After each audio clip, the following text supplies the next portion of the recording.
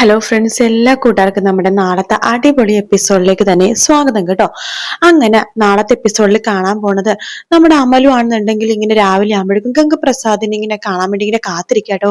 എന്റെ വിനായകേട്ടൻ എന്ത് ചെയ്യാനാവോ, കാണാൻ കൊതിയായിട്ട് വയ്യ എന്നൊക്കെ പറഞ്ഞിട്ട് ഇങ്ങനെ കിടന്ന് ഉറങ്ങുന്നുണ്ട്.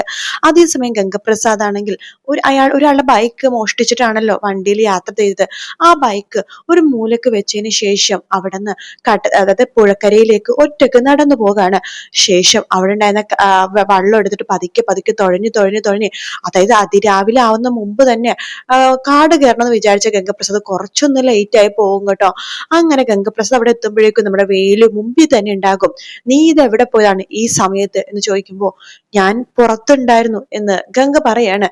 ഇല്ല, നീ പുറത്തൊന്നും ഉണ്ടായിരുന്നില്ല, ഞാൻ നിന്നെ കാണാതെ ഇവിടെ എല്ലാം നോക്കിയതാണ്, ഇവിടെ ഒന്നും തന്നെ നീ ഉണ്ടായിരുന്നില്ല, സത്യം പറ നീ എവിടെ പോയതാണ് എന്ന് ചോദിക്കുമ്പോഴേക്കും ഞാൻ ഇവിടെ തന്നെ ഉണ്ടായിരുന്നു എന്നിങ്ങനെ പറയാട്ടോ. ഇവിടെ ശബ്ദം കേട്ട് അമലു അങ്ങോട്ടേക്ക് വരുന്നുണ്ട്. എന്താ ഇവിടെ ഒരു സംസാരം എന്ന് ചോദിക്കുമ്പോഴേക്കും വേലു പറയുന്നുണ്ട്, ഇവനെ കുറെ നേരിട്ട് കാണാനില്ല, ഞാൻ കാട്ടിലൊക്കെ നോക്കി, ഞാൻ വിചാരിച്ച നാട്ടിലേക്ക് അങ്ങനെ ഓടിപ്പോയെന്ന്. അങ്ങനെ വിനായകന്റെ പെട്ടെന്നൊന്നും അങ്ങനെ ഓടിപ്പോകത്തൊന്നുമില്ല എന്ന് അമലു പറയാണ്. എന്തായാലും നോക്കിയപ്പോഴേക്കും അവൻ അവിടെ ഒന്നും കാണുന്നുണ്ടായിരുന്നില്ല, ഈ കാട് ഫുള്ളും ഞാൻ അരിച്ചു പിറക്കിയതാണ്, അവിടെ ഒന്നും ഇവരുണ്ടായിരുന്നില്ല.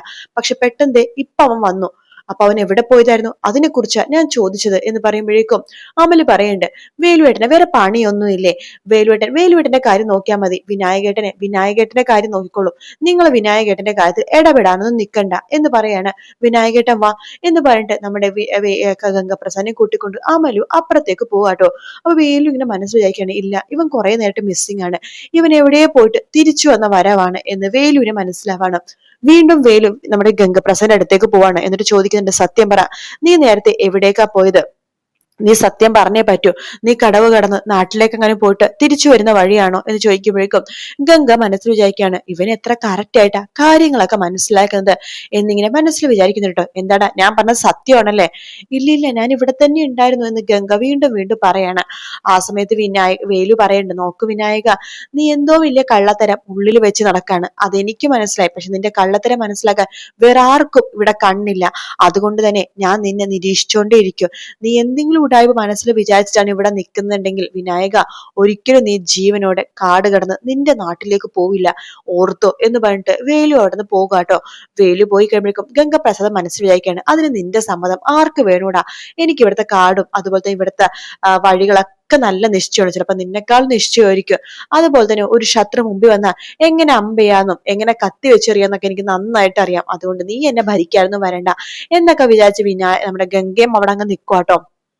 അതിനുശേഷമാണെങ്കിൽ അമലുവിനെ ഗർഭിണികളുടെ അസ്വസ്ഥത കൂടി വരുവാണ്. വല്ലപ്പോ ഇങ്ങനെ അപ്പ ഇങ്ങനെ ശ്രദ്ധിക്കാൻ വരിക, അതുപോലെ തന്നെ തല ചുറ്റുന്ന അങ്ങനെ പല പ്രശ്നങ്ങളും നമ്മുടെ അമലുവിന് ഉണ്ടാവുന്നുണ്ട്. അപ്പൊ ഇതൊക്കെ തന്നെ അമലുവിന്റെ അമ്മ ശ്രദ്ധിക്കുന്നുണ്ട്. അവർ ചോദിക്കുന്നുണ്ട്, എന്താ നിനക്ക് പെട്ടെന്ന് ഇങ്ങനെയൊക്കെ സംഭവിച്ചിരിക്കുമ്പോ, ഇല്ലമ്മ ഭക്ഷണം കഴിച്ചതിന് കുഴപ്പമാണ്, പിന്നെ വേലൂട്ടൻ കഴിഞ്ഞ തേൻ കൊണ്ടുവന്നില്ലേ, ആ തേൻ ഒരുപാട് അങ്ങോട്ട് ഞാൻ കുടിച്ചു, അതിന്റെയൊക്കെ പ്രശ്നമാണെന്നൊക്കെ പറഞ്ഞ് തടി തപ്പുവാണ്.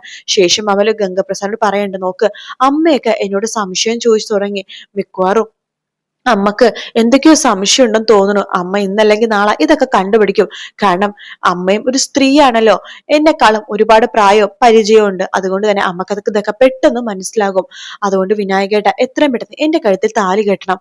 എപ്പോ എന്ന് നമ്മുടെ ഗംഗ ചോദിക്കുമ്പോ, പറ്റുമെങ്കിൽ ഇന്ന് തന്നെ, ഇന്നോ എന്ന് ചോദിക്കുമ്പോ പിന്നീടാവട്ടെ എന്ന് ഗംഗ പറയുമ്പോഴേക്കും പറ്റില്ല, എനിക്ക് എത്രയും പെട്ടെന്ന് വിനായകേട്ട താലി കെട്ടണം, അങ്ങനെയാണെങ്കിൽ എനിക്ക് ഇവരുടെ മുമ്പിൽ പിടിച്ചു നിൽക്കാം, കണ്ടോ വിനായകേട്ടൻ കെട്ടിയ താലിയാണ് എന്റെ കഴുത്തിൽ എന്ന് പറഞ്ഞിട്ട് എനിക്ക് ഇവരുടെ മുമ്പിൽ പിടിച്ചു നിൽക്കാൻ സാധിക്കും. അതുകൊണ്ട് വിനായകേട്ട നമുക്ക് പറ്റുമെങ്കിൽ നാളെ തന്നെ നമുക്ക് ഇവിടെ അടുത്തുള്ളൊരു ഇതുണ്ട്, അവിടെ ക്ഷേത്രമുണ്ട്, അവിടെ പോയിട്ട് നമുക്ക് താലി കെട്ടണം, മാല ഇട്ടിട്ട് താലി കെട്ടണം എന്ന് പറയാണ്. അങ്ങനെ ഗംഗപ്രസാദ് അവിടെ വേറെ നിവർത്തി ശരി സമ്മതിക്കാട്ടോ. അതിനുശേഷം നമ്മുടെ വേലുവാണെങ്കിൽ തേനൊക്കെ എടുത്ത് കഴിയുമ്പോഴേക്കും രതീഷിനെ വിളിക്കാട്ടോ. രതീഷ് സാറെ തേനൊക്കെ എടുത്തിട്ടുണ്ട്, ഞാൻ എപ്പോഴാ കൊണ്ടു തരണ്ടേന്ന് ചോദിക്കുമ്പോ രതീഷ് പറയുന്നുണ്ട്, എടാ നീ കൊണ്ടു തരണ്ട, കിരൺ സാർ അവിടെ വരാൻ വേണ്ടി നിൽക്കാണ്. ഇവിടേക്കോ, വരുന്ന ദിവസം ഒന്ന് വിളിച്ചു പറയണേ സാറേ. ശരി, ഞാൻ പറയാം എന്ന് രതീഷ് പറയണ്ട. ശേഷം രതീഷ് കാര്യം കിരണിനോട് പറയണ, കിരൺ സാറ് തേനായിട്ടുണ്ട്, ഞാൻ പോവാടാ, പറ്റുമെങ്കിൽ നാളെ തന്നെ പോവാം, കല്യാണി ഉണ്ടെന്നാ പറയണത്.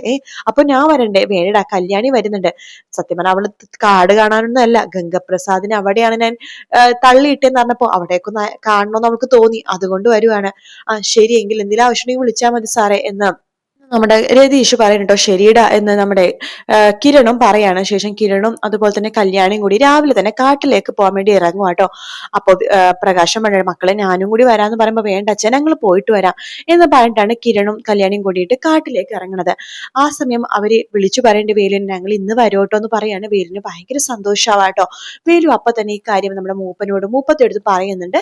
ഞാൻ നാട്ടിൽ തേൻ കൊടുത്തു പറഞ്ഞ ഒരു സാറ്, നല്ല സാറാ, ആ സാറും ഭാര്യയും കൂടി ഇന്ന് ഇവിടെ വരുന്നുണ്ടെന്ന് പറയുമ്പോ മൂപ്പൻ പറഞ്ഞിടാ പരിചയമില്ലാത്തവരെയൊക്കെ എന്തിനാണ് ഇങ്ങോട്ട് കൊണ്ടുവരുന്നത് എന്ന് പറയുമ്പോഴേക്കും അപ്പൊ പരിചയമില്ലാത്ത ഒരുത്തിനും ഇവിടെ കിടക്കുന്നുണ്ടല്ലേ, അത് മാമനെ കുഴപ്പമില്ലല്ലേ.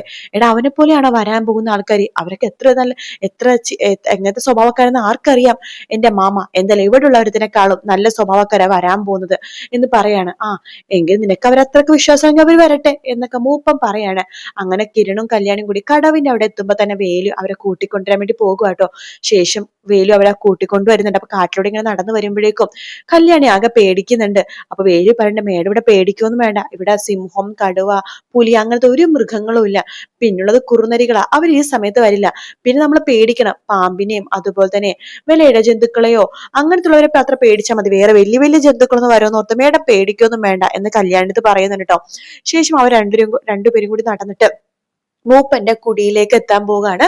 ആ സമയമാണെന്നുണ്ടെങ്കിൽ നമ്മുടെ അമലുവിനോട് നമ്മുടെ ഗംഗ ചോദിക്കേണ്ട അമലുവിനോട് ഇവിടെ ആരാ വരുന്നതെന്ന് ചോദിക്കുമ്പോ ആർക്കറിയാം, അയാളെ കഴിഞ്ഞ പ്രാവശ്യം തേൻ കൊടുക്കാൻ പോയില്ലേ, അപ്പൊ നാട്ടിൽ ആരെയും പരിചയപ്പെട്ടെന്ന് അവരെയും കൂട്ടിക്കൊണ്ട് വരുവാ എന്ന് പറയുമ്പോ വിനായകൻ നമ്മുടെ ഗംഗ പറയുന്നുണ്ട്, അയ്യോ അങ്ങനെയുള്ളവരെ സൂക്ഷിക്കണം, നമുക്കിവിടെ മാറി നിൽക്കാന്ന് പറയാണ്.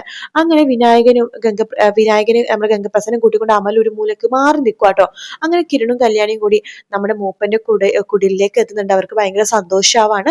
കിരണിനും കല്യാണിക്കൊക്കെ സന്തോഷാവുന്നുണ്ട്. അവരുടെ പെരുമാറ്റം കാണുമ്പോൾ മൂപ്പര് മനസ്സിലാവണ ഒരു നല്ല ആൾക്കാർ തന്നെയാണെന്ന് മനസ്സിലാവാട്ടോ. അങ്ങനെ ഭയങ്കര സ്നേഹത്തിലേക്ക് സംസാരിക്കുകയാണ്. അപ്പൊ കിരണിന്റെയും കല്യാണിന്റെ വർത്താനത്തിന്റെ സൗണ്ട് കേൾക്കുമ്പോഴേക്കും ഗംഗപ്രസാദിന് ഒരു സംശയം തോന്നുവാണ്. ഈ സംസാരം ഞാൻ എവിടെയോ കേട്ടിട്ടുണ്ടല്ലോ എന്ന രീതിയിൽ ഗംഗപ്രസാദ് ഇങ്ങനെ ആലോചിക്കാട്ടോ. പിന്നീടാണ് കിരണിന്റെയും കല്യാണിന്റെ സംസാരം ഉണ്ടെന്ന് വേണ്ടോ ഒളിഞ്ഞു നോക്കുമ്പോഴേക്കും കിരണിനെയും കല്യാണിനെയും കാണാട്ടോ. ഈശ്വര ഇതുങ്ങൾ ഇവിടെ എത്തിയോ, ഇനിയിപ്പോ എന്താ ചെയ്യാ എന്നൊക്കെ ഇങ്ങനെ ആലോചിക്കാണ്. അപ്പോ അമല് ചോദിക്കണ്ട എന്താ എന്താ കാര്യം ചോദിക്കുമ്പോ ഇവരാണ് എന്റെ ശത്രുക്കൾ, ആ നിൽക്കുന്നവനുണ്ടല്ലോ അവനാണ് മെയിൻ ശത്രു, അവൻ ഇല്ലാതായാലേ എനിക്ക് തിരിച്ച് നാട്ടിലേക്ക് പോകാൻ പറ്റൂ എന്ന് പറയുമ്പോഴേക്കും അമല് പറയണ്ടേ, എന്റെ വിനായകേട്ടന്റെ ശത്രുവായിട്ടുള്ളവരൊക്കെ എന്റെയും ശത്രുക്കളാണ്.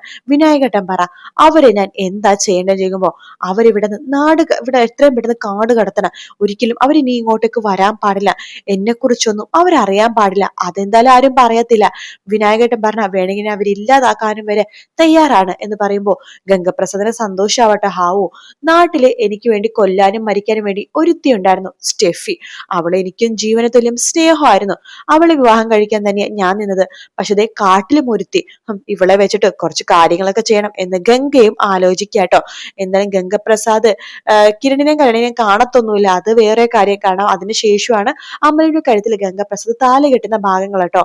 അപ്പൊ കാത്തിരുന്ന് കാണാം ഫ്രണ്ട്സ്. വീഡിയോ ഇഷ്ടപ്പെട്ടാൽ ലൈക്ക് ചെയ്യുക, സബ്സ്ക്രൈബ് ചെയ്യുക, കമന്റ് ചെയ്യുക. മറ്റൊരു വീഡിയോ കാണാം. Take care, bye bye.